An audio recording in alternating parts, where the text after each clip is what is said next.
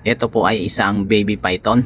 Ganito ang itsura niya kapag baby pa lang, sobrang amo. Pero kapag lumaki na, ganito na ang kanyang magiging itsura. Sobrang laki nito. Umaabot ito ng hanggang 20 feet ang haba nito.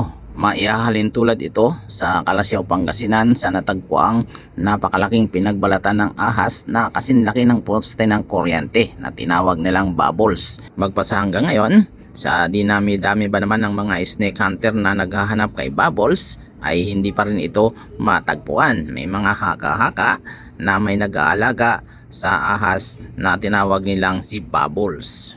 Mula dito sa buntot hanggang sa kalagitnaan ng katawan, hanggang doon sa pinakadulo ng ulo nito, puro masil yan. Kaya napakadelikado ng ahas na to. Kahit pa sabihin natin na wala itong kamandag, pero sa ngalan ng ahas, ahas pa rin talaga ito, no? Napakadelikado nito. Pansinin nyo mga bro, no? Itong hinahawak-hawakan ko ngayon, yan, puro masil yan. Sobrang tigas ng katawan ng ahas na to. Yan, puro masil yan.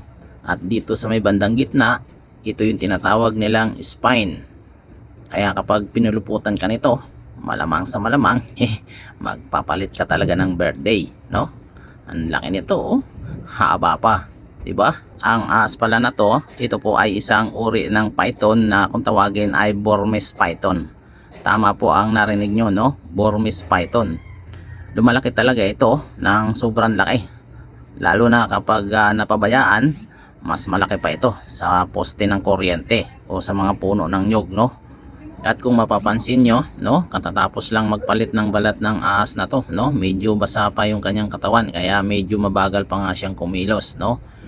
Kamukhang kamukha talaga ang pinagbalatan na ito doon sa Calasiao, Pangasinan na natagpo ang pinakamalaking pinagbalatan ng ahas, no, na kung tawagin nga nila ay bubbles, no, na magpasa hanggang ngayon nga ay hindi pa rin natatagpuan dahil ang sabi nila, mayroon daw ditong nag-aalaga kaya hindi mahanap-hanap.